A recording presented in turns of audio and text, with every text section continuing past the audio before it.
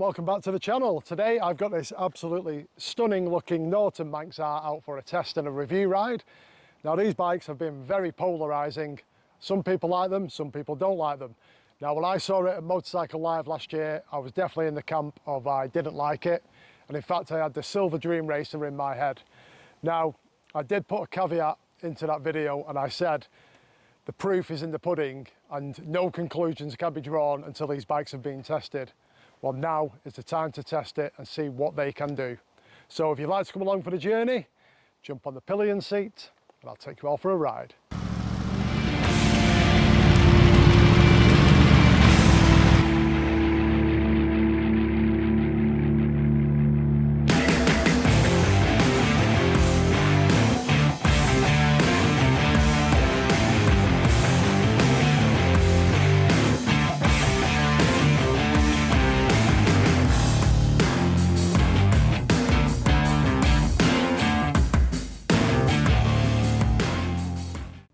The engine is a 1200cc V4 with 206 brake horsepower at 11,500 RPM and 130 Newton meters of torque at 9,000 RPM.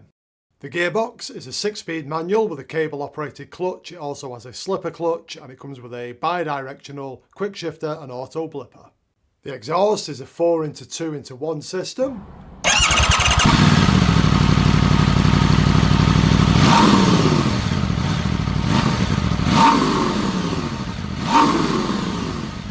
For the front suspension, we have a Marzocchi 45mm upside down fork with 120mm of travel, full electronic adjustment and semi-active damping. For the rear suspension, we have a Marzocchi monoshock with 126mm of travel, full electronic adjustment and semi-active damping. For the front brakes, we have two 320mm discs with radially mounted Brembo 4-piston calipers and Bosch cornering ABS. For the rear brakes, we have a 245mm disc with a twin-pot Brembo caliper and cornering ABS. For the front wheels, we have the Rotobox Bullet Carbon Fibres running the Pirelli Diablo Supercorsa 120/70 17-inch tyres. The rear wheel is the Rotobox Carbon Pro and it is running the Supercorsa 255 17-inch tyres. Both the front headlights and the indicators are LED. The rear lights and the rear indicators are also LED. The fuel tank capacity is 14.5 litres. The seat height is 840mm. The bike has both a die-cast aluminium frame and swing arm.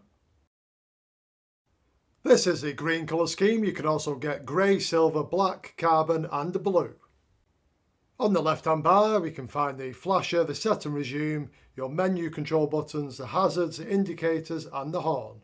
Over on the right-hand bar, you have the power on button, the voice control, the headlight control and the start and kill switch. For the dash, we have a full-colour 8-inch touchscreen TFT display, which has multi-way connectivity, Bluetooth and Wi-Fi, multimedia control for your music and calls, navigation control, GoPro control, over-the-air software updates, ride telemetrics and Norton Rider app integration. You can also pick your rider modes here and all the usual information which you would expect to find. So here's a quick demonstration on wheeling the Norton Manx R around by hand, kicking it off the stand and putting it back on there. At 203 kilos you can feel the weight, but it's definitely achievable.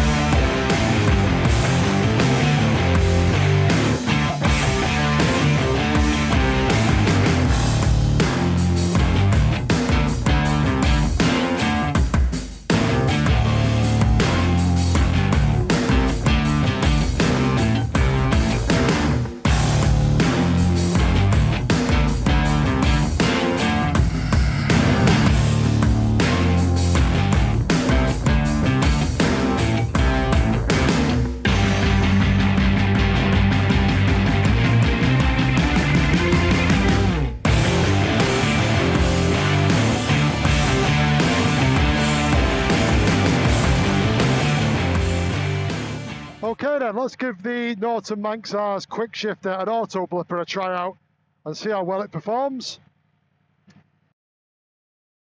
So first, there we go. Second, third, fourth, fifth, sixth. Well, that's nice. Let's slow it down. Down to fifth, fourth, third, second, and all the way down to first there. So I would say that that was nice. Nice to operate up the box and nice to operate going down the box. So the gearbox is definitely a thumbs up. Okay then, let's give the Norton Manx R a motorway test, or in this case dual carriageway test, but it's the same thing for all intents and purposes. Give it some. Well, up to speed, cruising along there, absolutely effortless, as you would expect with a Superbike.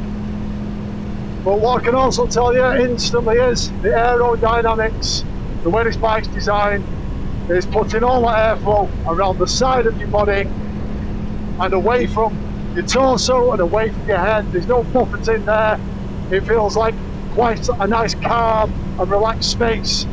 So the aerodynamic efficiency of the bike certainly seems to be working and doing its job.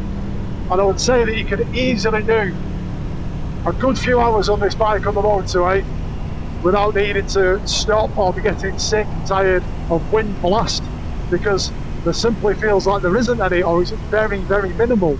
So that's definitely a good point. Okay then, let's give the Norton Manx R the acceleration test up to the national speed limit of 60 miles an hour. And then when we reach 60, I'll hit the brakes and give them a try out and see how they perform.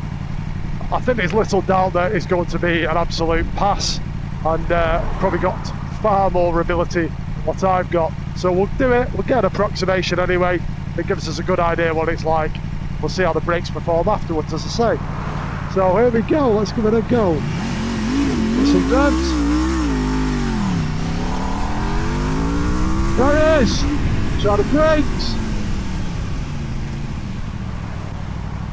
Yes, brakes. Let's check it's got it. The brakes. Pull the bike down to a halt with ease. Plenty of power there on the brakes. I don't think you'll ever need any more than that.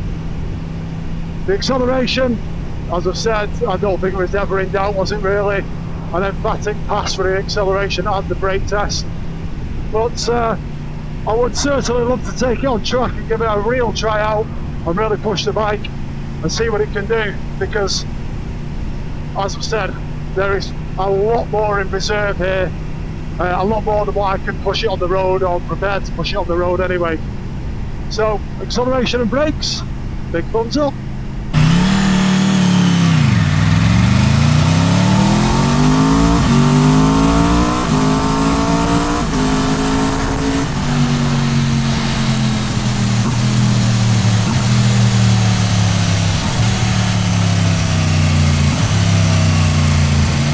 So just while I'm stuck at these traffic lights, I would like to just give a couple of initial thoughts on the bike after a short while of riding it.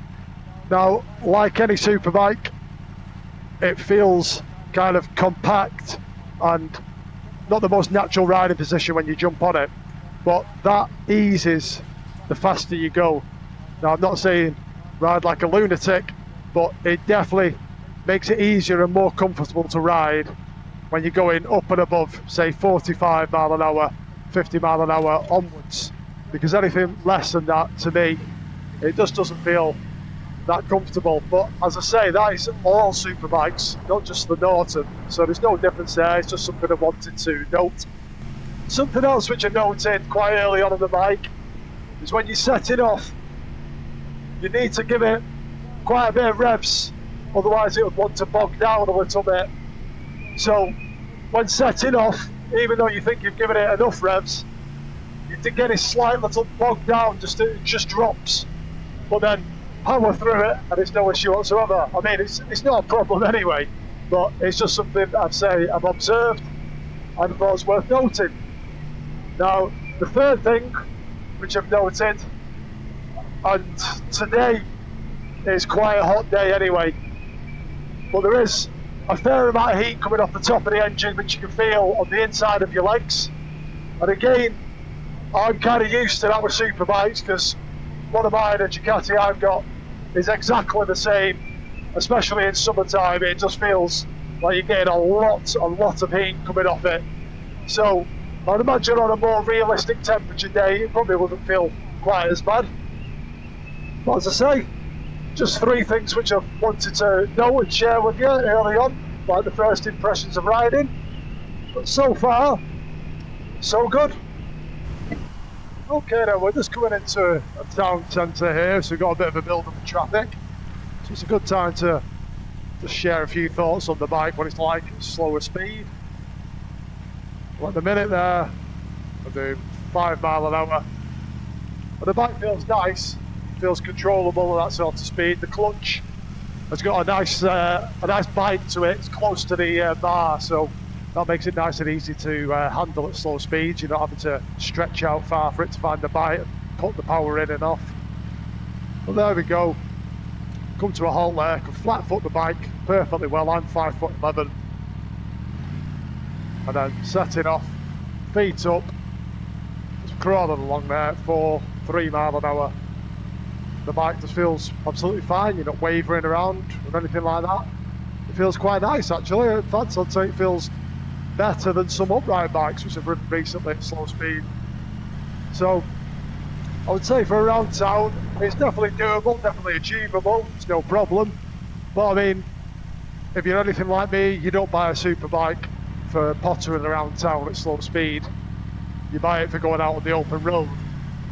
So let's head there now and see what this bike can do.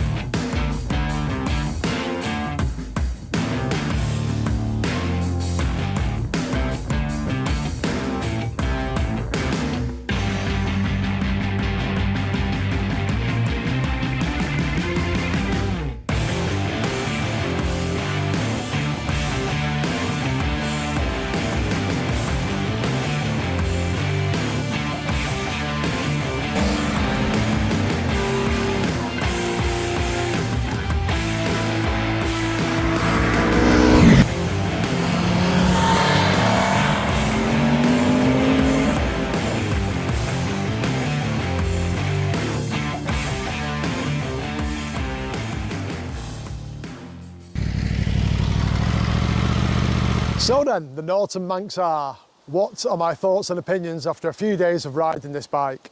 Well, I can tell you that my initial thoughts on the bike have changed. When I first saw the bike back at Motorcycle Live in 2025, myself, like many others, were kind of a bit and ahhing, a bit unsure about the new looks and new direction which Norton were taking.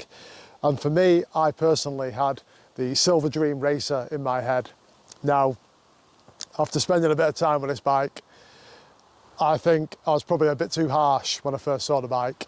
Now, it probably reverts back to that same thing, change, or when something's new, it never kind of appeals to you fully, or it takes a bit of time for getting used to. Now, after spending a few days with this bike and, as I say, getting to know it a bit better and having the time to look up closely to it, it's definitely a bike which I think is a good looking bike. Now, the reason I say that is mainly because there's no wings on the bike, and that is definitely something which really, really appeals to me. Personally, what comes into my head is a classic Ducati 916 or a 1098. When you look at that front end there, it's just got the vibes of that kind of era of bike. And for me, they are two absolutely stunning looking machines. And the Norton definitely falls within that bracket. The way the bike has been sculpted, the way the bodywork just hugs around the frame and around the engine is just absolutely stunning. And I think you can only appreciate it when you get up close to it, run your hands over the bike, sit on the bike, and just have a good close-up look and see the work which has gone into this bike, because Norton have done an absolutely cracking job. And this colour, for me, this is definitely the pick of all the Norton Manx R colours. In the sunlight, the metallic just pops and glistens, just absolutely looks stunning. So I do think this colour is an absolute winner, and I do think it does complement the body shape of the bike as well, and it all works together in harmony. So first up, let me point out a couple of things which I do definitely like about the bike. I mean, there's plenty to like about this bike. The wheels, now these on the signature model are carbon fibre, and for me, I really love this single-sided swing. It's back to what I was saying previously about the Ducati 916s, the 1098s, that kind of thing. When you look at that bike from the side, it's just so clean, the lines of it, and it really, really does look appealing to the eye. So I think Norton have done a great job on those wheels. Another thing which I really like about the bike is the seat. I love the way they've got the stitch in there just into it, and these little lines just running down, which again are copied in onto the engine casings down the side there, and it all just kind of ties in and keeps the theme going. The seat's really comfortable, plenty of room to manoeuvre forward and backwards on there. That really is a nice looking seat unit and a nice looking tailpiece there. And obviously you've got the light there hidden away underneath, so you can't complain about it looking big and bulky. It's tucked away there and it looks absolutely awesome. When you're behind the bike and you're riding along there, it just looks, it's kind of space age. But for me, that is a great piece of design. Another part of the design which I really appreciate and like is the fact that the fairings cover all the bodywork. Now, sometimes the fairings can be cut back and you can see quite a lot of the engine, and that can be exposed, and I've got a couple of Superbikes which are like that, but I definitely prefer the look of kind of the encased design there. I just feel it kind of makes it look purposeful, and for me, rather than seeing the engine, I'd rather see this absolutely stunning bodywork there and the lovely paintwork on it as well. So that's definitely another thing which really appealed to me about the bike. So then, the riding position. Well, like any sports bike, at slow speed, it feels cramped, it doesn't feel the most comfortable. However, once you get out of the towns, the slower moving traffic, you open the bike up, you build up a bit of speed, you get up to 50 plus, and the weight comes off your wrists. You feel like you're relaxing to the bike a bit more, and you feel like you can maneuver around a lot easier, move your weight from left to right, and that all helps, and it all comes together and just makes the riding experience feel a lot better. It will do around town. Plenty of people ride sports bikes around town. I personally don't really have much enjoyment in doing that, so I don't really bother. But if you're buying one of these bikes, it is built for the open road. It's built for throwing into bends, loading up the suspension, giving the throttle a good hard twist, listening to that absolutely gorgeous V4 and that engine note, and really finding out what the bike can do, because after all, this is a super bike. It is a performance machine, and the performance of this bike is absolutely superb. It will not disappoint you. You jump on this bike, you kick it into first gear, you set off, you start twisting that throttle, winding on the power, listening to that V4, and you will have the biggest grin on your face, I can promise you that, because the Norton Manx R is one of those bikes which the harder you push it, the faster you ride it, the more it rewards you and the better you feel. So another good point on the Norton Manx R is the brakes. This one has got the Brembos on, and let me tell you, they bring you to a halt in a very short distance, but they don't bring you to a halt feeling jerky or snatchy. They feel nice and progressive and reactive, and you feel like you can put a good pull into that bar and that lever there, and it'll bring you down to a stop, a controlled stop. So the brakes for me are really, really good on this bike. I mean, they have to be anyway, because when you've got power like this, you need to have the assurance that something there will pull you to a stop in an emergency. And let me tell you, these brakes definitely do that. So next up is the rider modes. Now this bike has plenty to pick from. You've got rain, road, sport and track. Now the rain mode is something which I never use on any bike, but I know that it will basically, in all intents and purposes, just dumb down the power. The road mode was absolutely fine, but I prefer to ride this bike in sports mode because I want to feel the power. So for me, around town, out on the A roads, I left it in sports mode and that just felt really, really nice to me.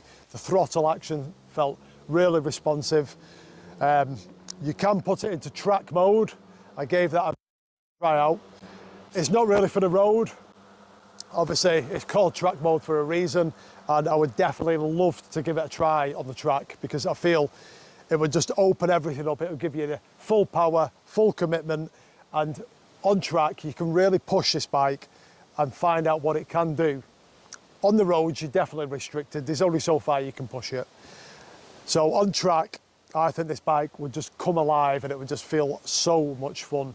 And it would definitely be something which I would love to try. So during my time with the Norton Manx, I've been kind of trying to think who the bike would mainly appeal to. Now there's three to pick from in the Norton Manx R range. There's the base model, the Apex and the Signature.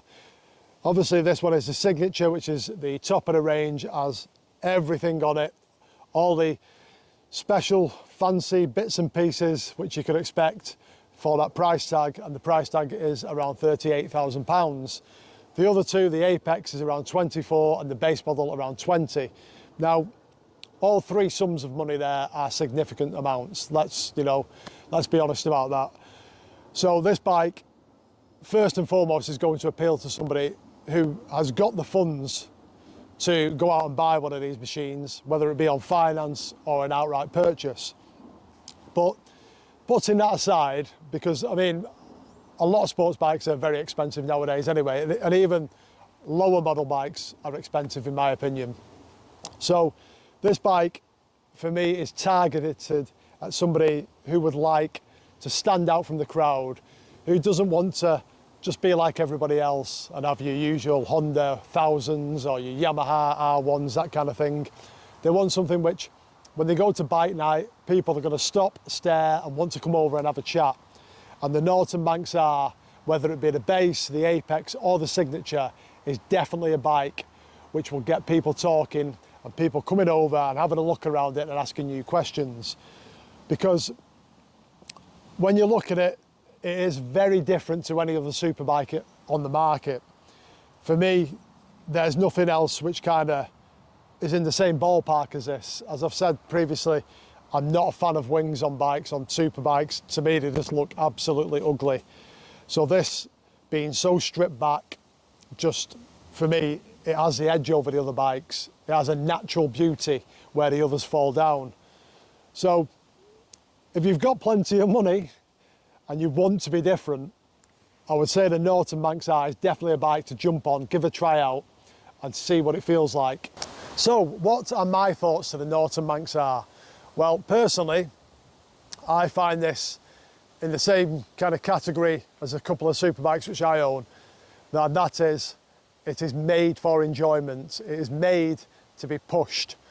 Now, I wouldn't buy a superbike for riding around town, as I've said, but I definitely would buy one for taking on the track or for taking out on roads, which give you the opportunity to kind of get a taste of what the bike can do.